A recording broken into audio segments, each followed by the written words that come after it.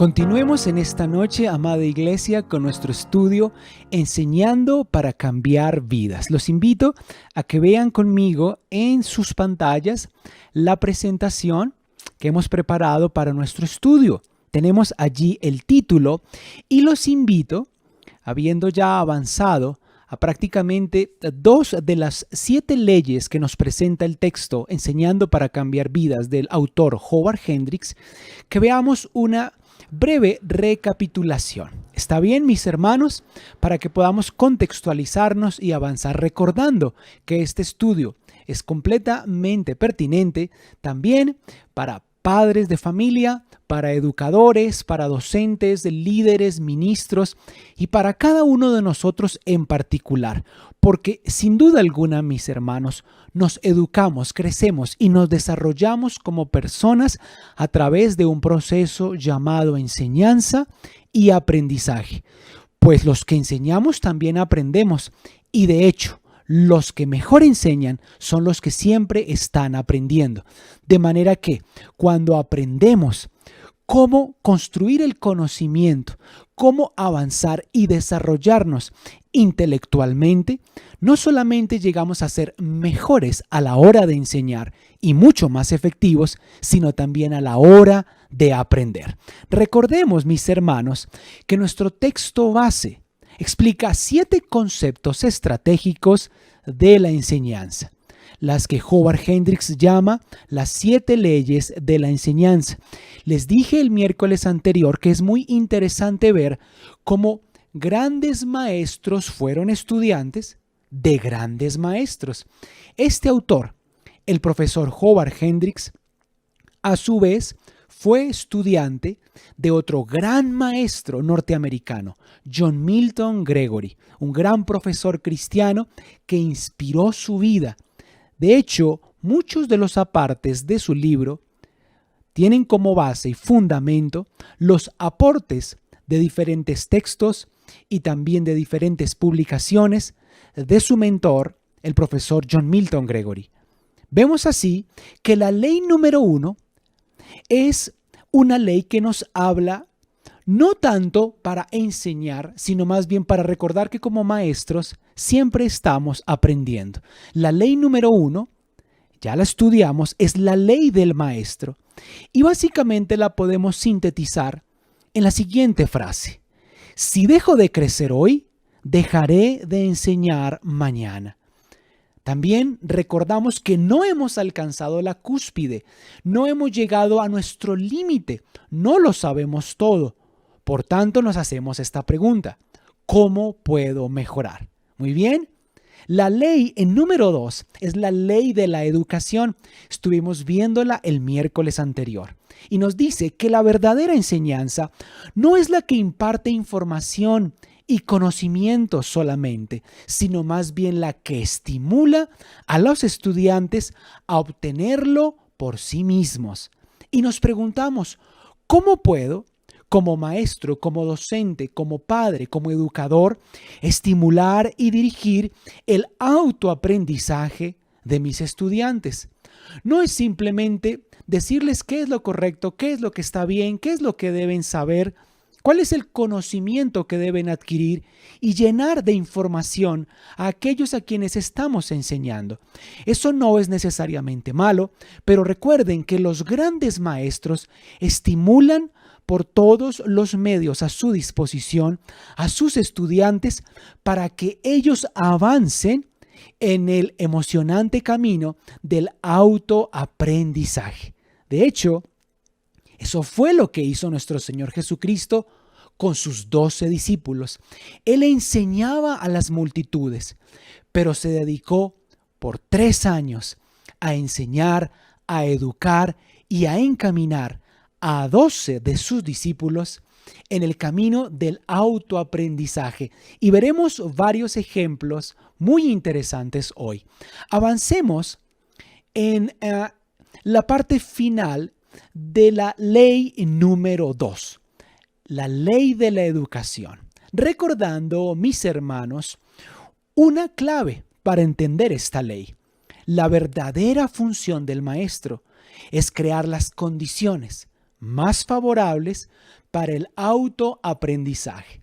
Si tal vez pudiéramos o quisiéramos resumir toda esta ley de la educación en una sola palabra, ¿cuál sería, mis hermanos? Muy bien, sin duda alguna, autoaprendizaje. Esta es una frase de John Milton Gregory y también vemos cómo el texto nos comparte 3 metas básicas de la verdadera educación. Muy importante y también para ustedes, mamitas y papitos, que están desarrollando homeschool con sus hijos o que naturalmente por este tiempo de cuarentena y de confinamiento deben ser profesores de ellos en casa y ayudarlos. Bueno, muy bien. Qué importante es apropiarnos de estas 7 grandes leyes de la enseñanza. En el marco de la ley de la educación, tenemos 3 metas básicas que nos permitirán avanzar correctamente en ese proceso en el cual encauzamos a nuestros estudiantes, a nuestros seguidores, a nuestros discípulos, a nuestros hijos y también hijos espirituales en el autoaprendizaje. Número 1, este es el consejo que nos da el autor. Enseñemos a las personas cómo pensar. No estamos hablando aquí de pensar por ellos, ni tampoco de adoctrinamiento, sino más bien a enseñarles cómo articular muy bien en su mente todos aquellos principios que les permitirán abordar de manera independiente el proceso de aprendizaje.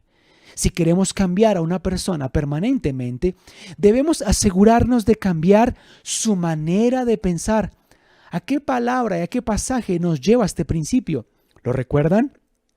Romanos capítulo 12, verso 2. Debemos cambiar no solamente sus hábitos, sino su manera de pensar, no solo su conducta. Si solo cambiamos su conducta, él no entenderá por qué la cambió. ¡Qué interesante! Y algunos dirán, pastor, necesitamos ejemplos. ¿Cómo así que debemos enseñar a pensar a las personas? Ya lo veremos. En segundo lugar, necesitamos enseñarle a las personas cómo aprender. Debemos aprender a aprender. Es decir, que nuestros estudiantes desarrollen esa habilidad que les permita perpetuar el proceso de aprendizaje por el resto de sus vidas. No solamente estamos en un proceso de enseñanza-aprendizaje en primaria, bachillerato, haciendo un pregrado o una especialización, una maestría o un doctorado. Aún después de salir de la universidad, nuestro proceso y nuestro tiempo de aprendizaje es toda la vida. En tercer lugar, enseñemos a las personas cómo trabajar. Número 1, cómo pensar. Número 2, cómo aprender. Y número 3, cómo trabajar. Este concepto nos regresa al principio, ustedes ya lo estarán recordando, de nunca hacer por el estudiante lo que él puede hacer por sí mismo. Si hacemos por él lo que él puede hacer por sí mismo, lo convertiremos en un incapacitado mental, un parapléjico pedagógico. Por lo tanto, mis hermanos, nunca enseñamos al estudiante lo que él puede descubrir y aprender por sí mismo. Recuerden que no somos llamados a dar un montón de datos e información y simplemente decirles eso es todo lo que tienen que memorizar y punto. No, más bien cómo los inspiramos con nuestro ejemplo y con herramientas pedagógicas innovadoras a que ellos descubran por sí mismos y lleguen por sí mismos a la aprehensión de todos los contenidos que queremos impartir en nuestra clase. Para enseñar a las personas cómo pensar, cómo aprender y cómo trabajar, necesitamos desarrollar 4 habilidades básicas. ¿Estamos claros? 4 habilidades básicas que les permitirán a ellos aprender a pensar, aprender a aprender y aprender a trabajar, como lo ha hecho con cada uno de nosotros. ¿Cuáles serán, mis hermanos, esas habilidades básicas? Veámoslas. El autor nos dice, si vamos a enseñar a los estudiantes a pensar, aprender y trabajar, entonces ayudémoslos a dominar estas 4 habilidades básicas. ¿Cuáles son? Leer, escribir, escuchar y hablar. Leer, escribir, escuchar y hablar. Y algunos dirán, pastor, eso lo aprendemos de manera automática en los primeros años de nuestra vida. Les aseguro que no, mis hermanos. Y es justamente porque muchas veces no sabemos leer que tampoco podemos escribir. Y como no sabemos leer y no sabemos escribir, muy difícilmente podemos escuchar y nos cuesta mucho expresar y exponer nuestras ideas cuando hablamos. El problema con la persona promedio que sale de la universidad, miren lo que está diciendo el autor. Él no dice el problema con el niño promedio que sale de primaria o con el adolescente promedio que sale de la educación secundaria. Él está diciendo el problema con el estudiante promedio que termina una carrera universitaria es que no sabe leer. Y como no sabe leer, no puede escribir ni pensar. Y alguno dirá, bueno, pastor, ¿y qué pasa con el que no sabe leer y no sabe escribir y no sabe pensar? Pues entonces, ¿qué sabe hacer y qué puede hacer? ¿Cuál será su respuesta? Ya la estoy escuchando. Dirán algunos, pastor, pues ver televisión. Muy bien. De la habilidad de leer, escuchen esto, proviene la de escribir. Pastor, quiero aprender a leer, pues tienes que aprender leyendo. Leyendo muy bien, analizando y reflexionando en lo que lees. Y de esa habilidad de la lectura proviene la habilidad de la escritura. Sencillo, ¿verdad? Nosotros aprendemos a hablar en público haciéndolo. Les dije unos miércoles atrás que nunca me imaginé enseñando. Nunca me visualicé a mí mismo como pastor, como líder y como ministro, compartiendo, enseñando e impartiendo a otros. Cuando estaba en el colegio, me imaginaba tal vez más bien como en el área de la aeronáutica, les voy a ser muy sincero, o de pronto tal vez también en un área del ejercicio militar o policial, porque siempre me gustó mucho el mando, el uso de armas y también todo lo que tiene que ver con este tipo de actividades. O pensaba, por ejemplo, en que tal vez me iría muy bien como piloto. E incluso hice averiguaciones para prepararme en una academia como piloto comercial. Miré muchas opciones, pero también me gustaban muchísimo los animales. Me fascinaba ver los documentales. ¿Recuerdan ustedes, por ejemplo, hace muchos años un documental llamado Naturalia? ¿Lo recuerdan? Hace muchos años. Y nos hablaban del señor Jacques Cousteau y nos hablaban de toda esa dinámica de los ecosistemas en las planicies africanas y nos hablaban del mar, de los ríos, de todas esas cadenas de alimentación que ocurren en la naturaleza. Era fascinante. También me encantaban, por ejemplo, los programas sobre el cosmos. ¿Recuerdan a Carl Sagan, por ejemplo? Así que me incliné mucho por las áreas de la biología y también por ese tipo de áreas que me permitieran avanzar en esos conocimientos y por eso finalmente terminé estudiando medicina veterinaria. Sin embargo, con el paso de los años y viendo el ejemplo de mi padre, pero también participando, hablando, aventurándome a enseñar, siendo también bendecido por las oportunidades que me brindaron mis profesores y que me brindó mi padre en la iglesia, fui dándome cuenta que tenía habilidades y capacidades, pero también un llamado. Y a partir de esas habilidades, de esas competencias, de esas facultades, algunas innatas, otras desarrolladas, y sobre todo del deseo de cumplir un llamado que es un componente adicional que el Señor nos da y que de una u otra manera nos demos cuenta o no y seamos conscientes o no, nos encausa al cumplimiento de sus propósitos, pues es que terminé finalmente sirviendo al Señor como ministro y como pastor también, como activista cristiano pro familia. De alguna manera ustedes dirán, pastor, me ha pasado algo similar y con el paso de los años me he ido encauzando y el Señor me ha ido llevando, preparando, equipando conforme a su llamado. Y también cosas que nunca pensé que haría son las que estoy haciendo hoy por la gracia del Señor. Así que mis hermanos, de la habilidad de leer proviene la de escribir. Algunos dirán, quiero aprender a escribir y escribir bien. Pues tienes que pasar mucho tiempo leyendo. Y no solo leyendo, sino también reflexionando en todo lo que lees. Además, aprendemos a hablar en público haciéndolo. Tenemos que arriesgarnos y vamos a cometer errores, sin duda alguna. Les hemos hablado, por ejemplo, aquí de las ventajas de la transmisión en vivo.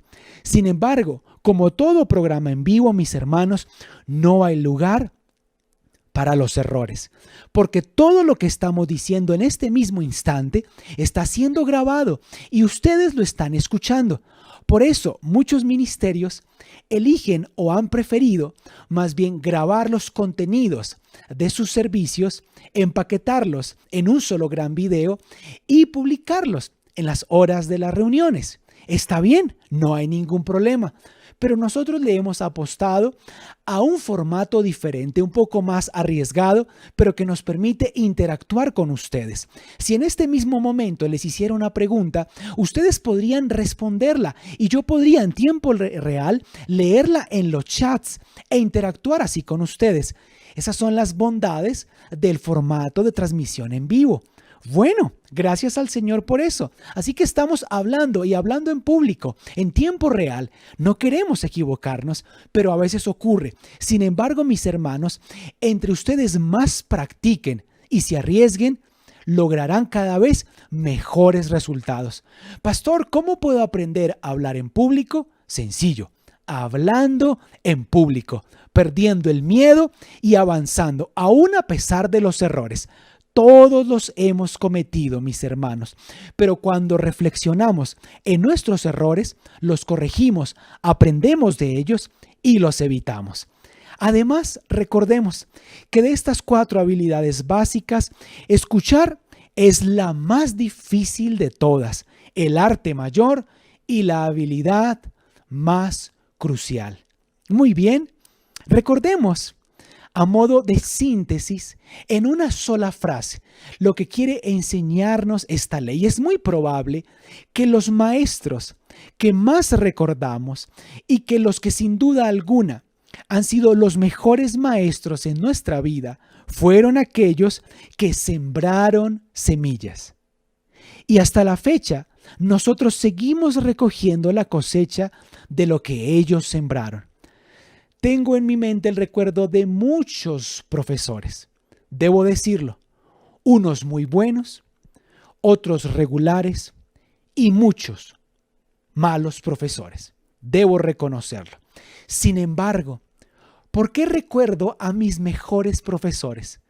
Porque no solamente eran excelentes en su campo, lo dominaban, no solamente contaban con gran experiencia profesional en su campo, sino además de eso, porque eran personas capaces de inspirar, porque eran personas que transmitían, personas que motivaban, personas que de una u otra forma nos involucraban, y no solamente a nivel cognitivo o intelectual, no solamente con los contenidos teóricos que compartían, sino que también lograban vincularnos emocionalmente. Debo confesar que ese componente emocional no se logra fácilmente transmitiendo en una señal en vivo. Debo reconocer que es mucho más fácil, mis hermanos, conectarnos mutuamente, emocionalmente cuando estamos juntos, después de un tiempo precioso de adoración y de alabanza. Porque cuando estamos reunidos y cuando compartimos, podemos vernos. Y tiene lugar en el marco de la reunión un ambiente muy especial donde interactuamos, compartimos y además de eso, y esto siempre lo dicen personas que han tenido la oportunidad de compartir en auditorios de grandes volúmenes de personas. Hay una energía especial, lo que entendemos en la iglesia como un espíritu, un ambiente, una atmósfera espiritual. Y esa atmósfera nos permite de una u otra manera, en ocasiones, extrovertirnos y también ser muy espontáneos. Aquí en las transmisiones procuramos más bien atenernos y seguir muy rigurosamente un bosquejo para que ustedes reciban muy bien todos los contenidos. No improvisamos tanto, ni tampoco hay tanto espacio para el humor. ¿Por qué? Porque cuando estábamos en la iglesia podíamos ser muy espontáneos y ustedes se reían y todo esto generaba un clima y una atmósfera espiritual propicia para recibir y apropiarnos de los contenidos. La transmisión es un poco diferente. Creo que ustedes lo han notado. Les estoy abriendo mi corazón para compartirles nuestra experiencia. Sin embargo, qué bueno es también adaptarnos a las exigencias presentes. Y sin duda alguna, cuando podamos volver a reunirnos, bueno, echar mano de todas esas herramientas que dentro de la presencialidad nos permiten llevar al máximo este proceso de enseñanza y aprendizaje. Sin duda alguna, mis hermanos, los mejores maestros, los mejores educadores, los mejores pastores, los mejores predicadores y maestros son los que siembran semillas. Seguramente ustedes recordarán desde hace muchos años cómo esos grandes maestros, como también nosotros sus pastores, en una enseñanza, en una predicación, en un momento de consejería, también los ministros voluntarios de la iglesia y quienes dirigen el tiempo de alabanza, en esos tiempos gloriosos de adoración al Señor. ¿Qué hicieron? ¿Qué hicimos? Sembrar semillas que al día de hoy, todavía en su vida y en su familia, producen grandes cosechas. No lo olvidemos, mis hermanos, porque cuando lo hacemos, generalmente nos vemos abocados en un síntoma muy propio de nuestro tiempo llamado ingratitud. Olvidamos todo lo que nuestros padres, todo lo que nuestros profesores y todo lo que nuestros pastores han sembrado en nuestras vidas y simplemente actuamos con indiferencia y lo olvidamos. No permitamos que eso afecte ese amor y sobre todo, mis hermanos, ese contacto que debemos tener permanentemente con quienes nos enseñan la palabra. Vamos rápidamente, si les parece, en esta noche, al estudio de la tercera ley, la ley de la actividad. Y muy pronto aquí vemos una frase de John Milton Gregory que nos dice: el conocimiento no se puede pasar de una mente a otra como si fuese una sustancia material, porque los pensamientos no son objetos que se sostienen en las manos y se palpan. Las ideas deben volverse a pensar, la experiencia debe volverse a experimentar. Veamos algunos apartes de lo que el autor aquí nos enseña en cuanto al maestro como comunicador. Nuestra tarea, mis hermanos, como comunicadores, el maestro, el profesor, el padre o la madre de familia, como comunicador o comunicadora, no es simplemente la de impresionar a las personas.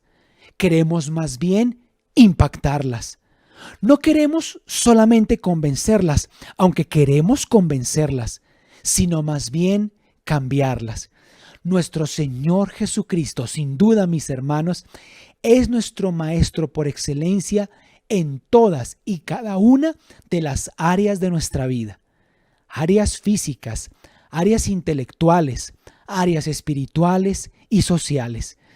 Vemos en Lucas 2:47 que todos los que le oían se asombraban de su inteligencia y también de sus respuestas. Y aquí el evangelista nos está hablando del Señor Jesús a sus 12 años en el templo, discutiendo, hablando e interrogando, interpelando a los maestros de la ley. 12 años. Y ya todos los que lo oían y lo veían se asombraban de su inteligencia y de sus respuestas. En Juan 7:15 leemos: cuando escucharon al Señor, Los presentes quedaron maravillados al oírlo y se preguntaban, ¿cómo es que éste sabe tanto sin haber estudiado? Lo que no sabían es que efectivamente ese que escuchaban sí había pasado muchos, pero muchos años estudiando, desde niño, como adolescente, como joven, intercalando su aprendizaje de carpintería con su padre José, atendiendo a una costumbre propia del pueblo judío, sino también pasando tanto tiempo como podía en el templo, escuchando, aprendiendo, leyendo las Escrituras, descubriendo en sí mismo el gran llamado, encarnando a la persona de Dios, Dios mismo hecho hombre, cumpliendo las profecías del antiguo pacto. En Juan 7:46 leemos, nunca nadie ha hablado como ese hombre. Nuestro Señor Jesucristo, mucho más que impresionar, impactaba. Sin duda alguna convencía y también lograba cambiar la vida de sus oyentes. Hechos 4:13 nos muestra claramente, mis hermanos, que Él logró cambiar por completo la vida de sus discípulos y asimismo llevarlos a ser pescadores de hombres, a ser influenciadores, a ser discípulos. Así como ellos habían sido cambiados por su maestro, también ellos ahora, como apóstoles y maestros, como discípulos del Cordero, también serían maestros que impactarían, convencerían y cambiarían a otros. Entonces, viendo el denuedo de Pedro y de Juan, ¿de quiénes? Dos de sus discípulos, y sabiendo que eran hombres sin letras y del vulgo, no eran teólogos, no tenían una especialización en educación, tampoco se habían graduado de ningún centro de entrenamiento bíblico o tampoco de ningún centro de entrenamiento teológico, pero habían sido educados, enseñados, impactados, convencidos y transformados por el mejor de los maestros. Ahora nos preguntamos, ¿qué fue lo que hizo el maestro con sus discípulos? ¿Cómo logró el maestro transformar de tal manera a sus discípulos que ellos llegaron, como lo dice el libro histórico de los Hechos, a llegar a ser los que trastornaban el mundo? ¡Qué gran maestro! Por eso ellos llegaron a ser grandes discípulos que cambiaron el mundo antiguo. Hoy, mis hermanos, la educación cristiana, denuncia el autor, es demasiado pasiva. Y esto es incongruente, porque el cristianismo es la fuerza más revolucionaria sobre el planeta. Es una fuerza capaz de cambiar a las personas. Tenemos varios ejemplos en la palabra.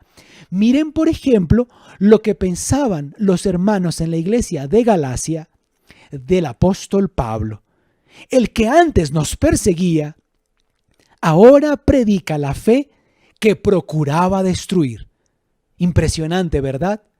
¿De qué manera el Evangelio y de qué manera un encuentro con el Señor cambió a Saulo de Tarso al punto de transformarlo en el apóstol Pablo, el apóstol a los gentiles, en cambiarlo de uno que perseguía a los creyentes a uno que ahora predicaba y anunciaba la buena nueva que antes procuró destruir?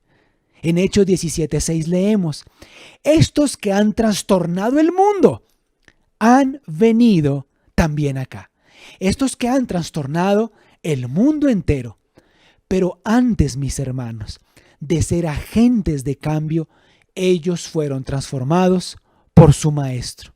Señor, enséñanos a enseñar, a predicar, a discipular y a mentorear personas de la misma manera que tú enseñaste, educaste, discipulaste y mentoreaste a tus 12 discípulos. Aún después de tu partida, ellos continuaban entendiendo lo que tú les habías enseñado por medio del cumplimiento profético de tu palabra.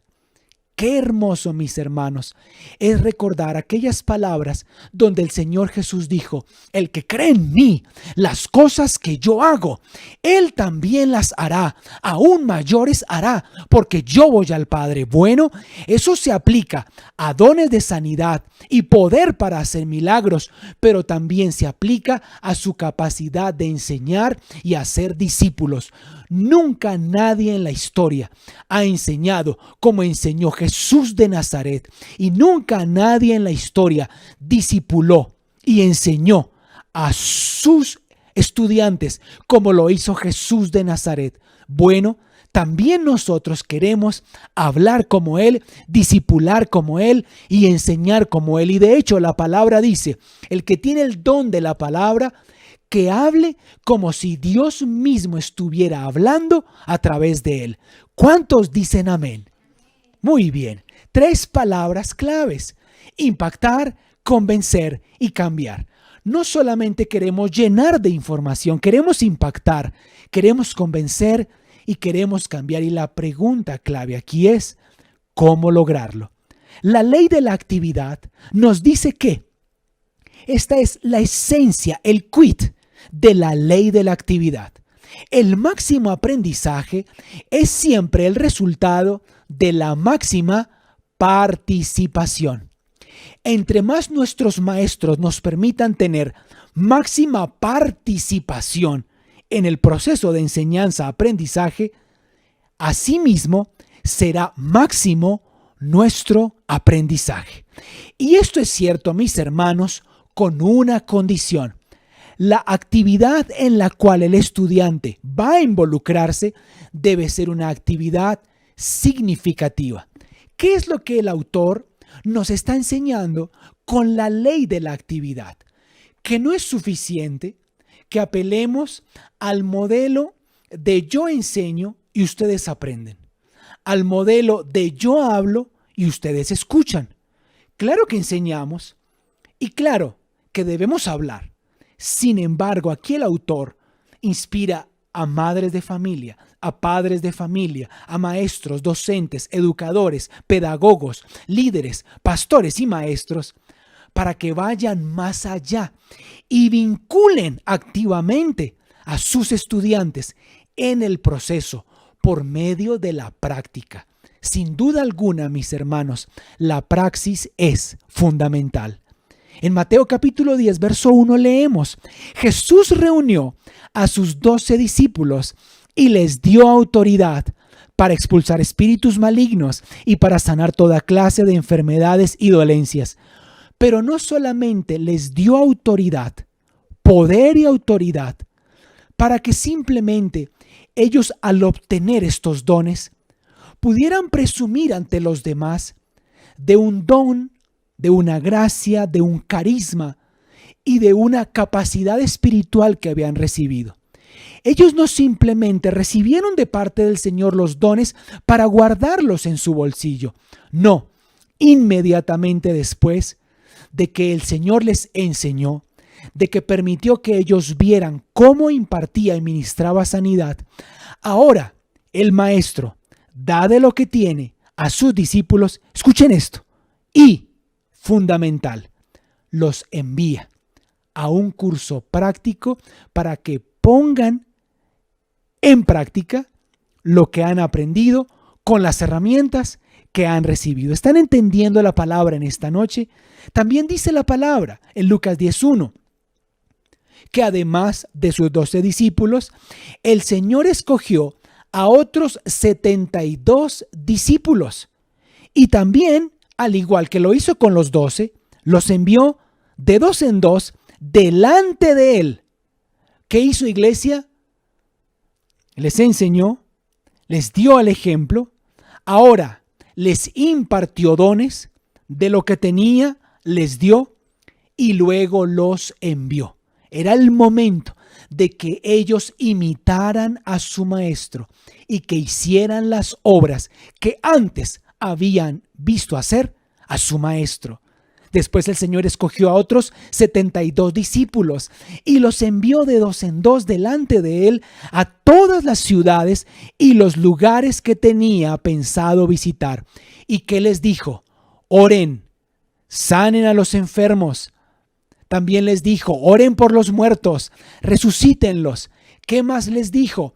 Expulsen y echen fuera a los demonios. De gracia han recibido. Den de gracia. ¿No es esto fascinante, mis hermanos? ¿No vemos en nuestro Señor Jesús a un maestro que no solamente impacta a sus estudiantes con todo su conocimiento, con toda su sabiduría, con toda su revelación y con todo su poder, sino además vemos aquí a un maestro absolutamente interesado en que sus estudiantes lleguen a hacer lo mismo que él y lleguen a lograr lo mismo que él ya ha logrado? Esto es fascinante porque no vemos aquí a un maestro presumido tratando de impresionar a sus discípulos, pero nunca permitiéndoles aplicar lo que ellos han aprendido de él.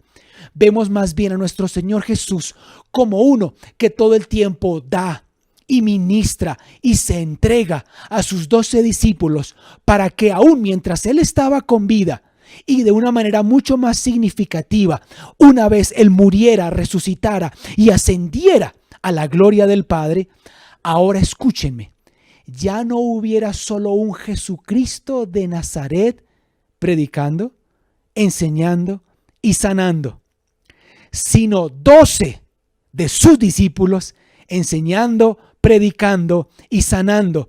Y ahora 72 de sus discípulos predicando, enseñando y sanando.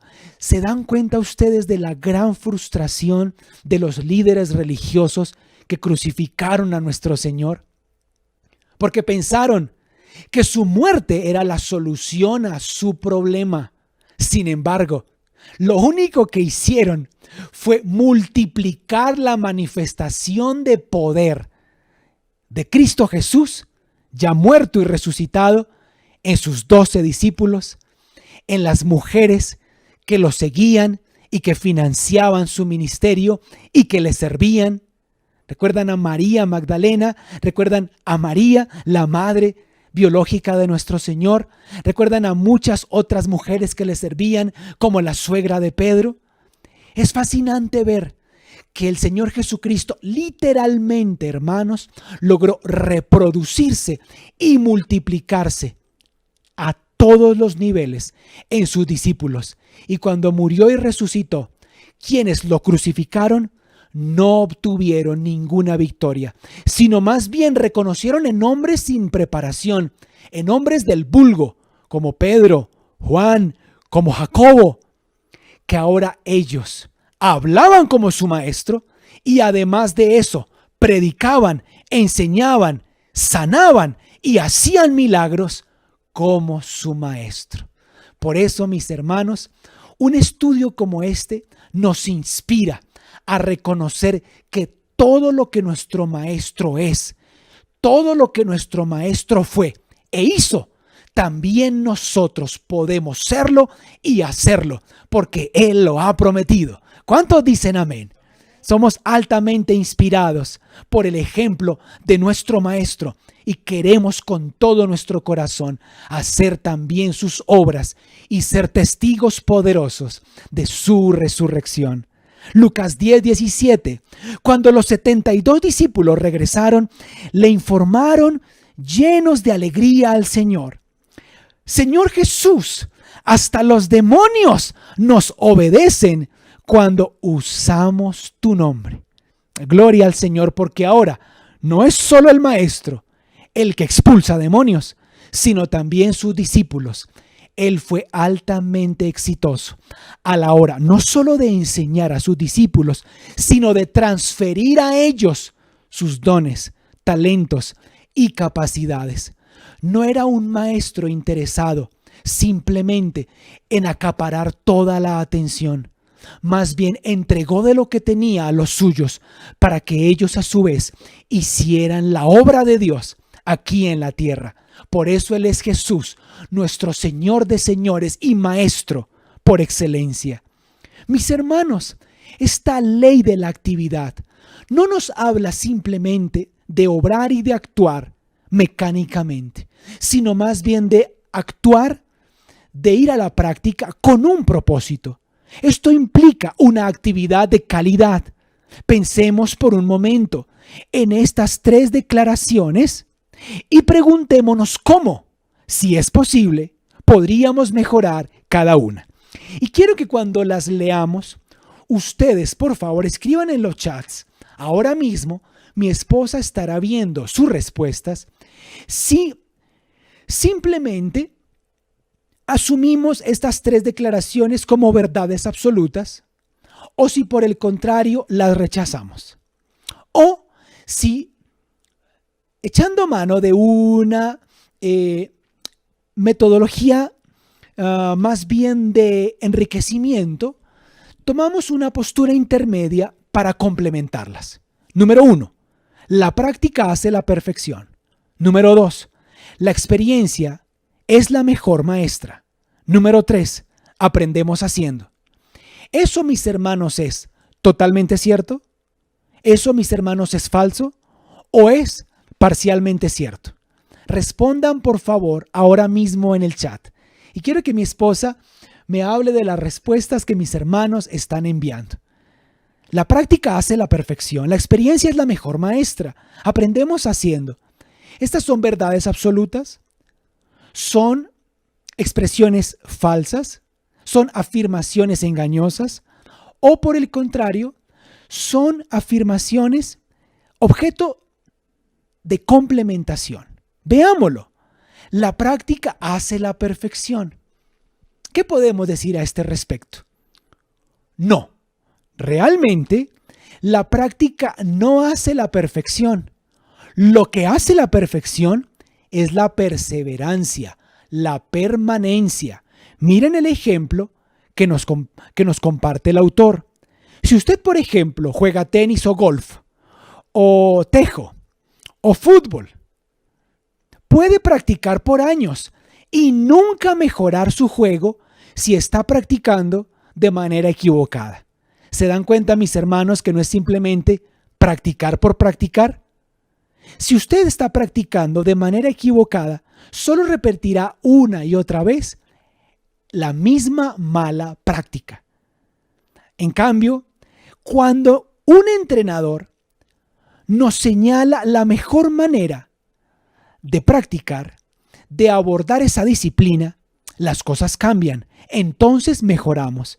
Así que una afirmación más precisa podría ser: la práctica, escuchen esto, bien guiada, hace la perfección. Por eso le damos gracias al Señor por nuestros padres. Por eso le damos gracias al Señor por nuestros profesores, por nuestros pastores y maestros. Porque ellos, desde su experiencia, desde su conocimiento, desde años de estudio e investigación, nos guían y nos encaminan, no solamente para practicar, sino para hacerlo bien, siempre desde la reflexión de lo que hacemos en pro del mejoramiento. Ahora, dijimos, la experiencia es la mejor maestra. ¿Esto será totalmente cierto? ¿Será falso? ¿O será verdad parcialmente? Respecto a esta segunda afirmación, sin duda, la experiencia es una buena maestra, pero veamos un ejemplo. Usted no tiene que convertirse en un adicto a la cocaína para conocer sus efectos devastadores.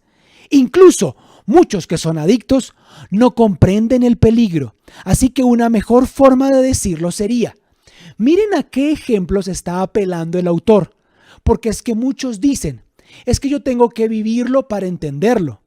No necesariamente. Claro que haber pasado por muchas experiencias y por cierta clase de vivencias nos equipa mucho mejor para ayudar a otros en la misma situación.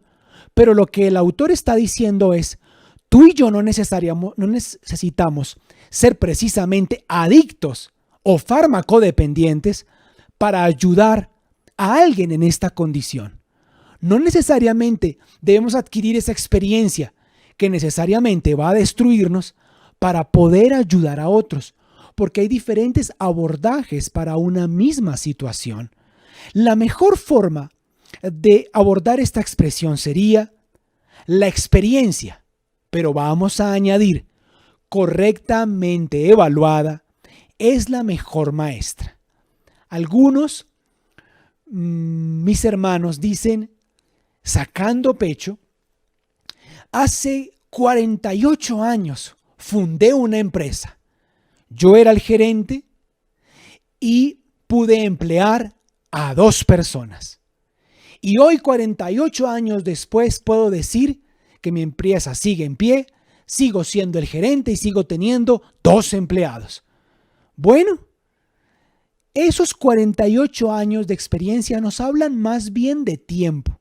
Y algunos dirán, tiempo repitiendo los mismos errores. Así que la experiencia por la experiencia nada más no nos permite crecer, mis hermanos. Es más bien la experiencia, escuchen, sumada y aunada a la reflexión. Es la experiencia correctamente evaluada la que nos permite crecer. Ella es la mejor maestra. Crezco aprendiendo. Crezco a partir de la experiencia. Luego evalúo mi experiencia para perfeccionarla. Muy bien, veamos la tercera expresión. Aprendemos haciendo. ¿Esto será totalmente cierto, será falso o será una verdad parcial? Es cierto que aprendemos haciendo, pero tal vez aprendemos también las cosas incorrectas. Por lo tanto, una mejor afirmación es, aprendemos haciendo las cosas correctas. ¿Por qué? Es cierto que a veces aprendemos haciendo las cosas incorrectas. Aprender es bueno, pero no cuando lo que aprendemos es incorrecto. Ese aprendizaje fácilmente puede ser destructivo en lugar de constructivo. Mis hermanos, hemos oído a lo largo de nuestra historia acerca de muchas personas que han tenido mucho éxito en una vida de ilegalidad y delincuencia. Ahora, escúchenme muy bien. Son muy buenos haciendo lo que hacen y tienen mucha experiencia. Sin embargo, lo que hacen no es bueno y los lleva camino a la destrucción. Nadie puede negar, por ejemplo, que Escobar era muy bueno narcotraficando. Sin duda alguna, llegó a obtener tanto dinero con ese negocio ilícito que incluso llegó a prometerle al presidente de su época que podía llegar a pagar la deuda externa del país con todo lo que había podido obtener con el negocio ilícito de las drogas. Era muy bueno traficando, pero finalmente, ¿a dónde lo llevó su habilidad, su capacidad y su experiencia? ¿Se dan cuenta, mis hermanos, que no es solamente ser muy buenos en algo, sino en algo que sea constructivo, que aporte, que haga crecer a quienes nos rodean y que nos permita también crecer a nosotros? Y por último, mis hermanos, podemos ver que hay una correlación directa entre aprender y hacer. Vean conmigo, los mejores estudiantes son participantes. Ellos no solo están mirando la acción desde afuera, están profundamente envueltos en ella, participando al máximo en el proceso. Y quiero compartir para ustedes, al terminar, un ejemplo en Efesios capítulo 4, versos 11 al 14. Aquí la Biblia nos dice, mis hermanos, ¿por qué el Señor ha instituido los dones ministeriales? ¿Y cuál es el propósito de los apóstoles, de los profetas, de los evangelistas, de los pastores y de los maestros? Los 5 grandes dones del ministerio. Dones que tienen un llamado a tiempo completo, que tienen habilidades muy concretas y muy específicas, dones y una unción superior para llevar muy bien a cabo su tarea conforme a su llamado. Pero ¿cuál es su propósito? Miren el verso 12 de Efesios 4. Ellos tienen la responsabilidad de preparar. ¿De qué? De capacitar, de instruir, de preparar al pueblo de Dios para que lleve a cabo Esto es para que una a su conocimiento práctica. Ellos tienen la responsabilidad de preparar al pueblo de Dios. Tenemos ese llamado y esa responsabilidad para que ustedes, mis hermanos, lleven a cabo la obra de Dios y edifiquen a la iglesia. Por eso es bueno oír, pero no solamente oír. Por eso es mucho mejor ver y oír, pero no solamente ver y oír. ¿Qué tal si unimos al proceso de aprendizaje donde escuchamos y vemos también acción por medio de la práctica? Hay una correlación directa entre aprender y hacer. Entre más aprendemos, más hacemos, y entre más hacemos, más aprendemos. Ese proceso, dice la Biblia, continuará hasta que todos alcancemos tal unidad en nuestra fe y conocimiento del Hijo de Dios que lleguemos a ser y que lleguemos a alcanzar la madurez en Cristo Jesús, el Hijo de Dios, maduros en el Señor. Es decir, que lleguemos a la plena y completa medida de Cristo. Miren lo que dice el Señor. Entonces ya no seremos inmaduros. Por eso en la iglesia, mis hermanos, les hemos enseñado muchísimas veces los 3 grandes llamados del creyente. ¿Lo recuerdan? Nuestro primer gran llamado es un llamado a la salvación. Nuestro segundo gran llamado es un llamado a la santificación. Y nuestro tercer gran llamado es un llamado al servicio. Todos nuestros llamados, nuestros 3 grandes llamados, comienzan por ese: salvación, santificación y servicio. Gracias, mis hermanos, por su atención. Pueden ver en nuestro canal de YouTube las primeras 2 leyes de la enseñanza y esta tercera ley que queda a partir de este momento en nuestro canal. Gracias por su cariño, gracias por su atención. Si tienes alguna pregunta, escríbenos en nuestras redes sociales.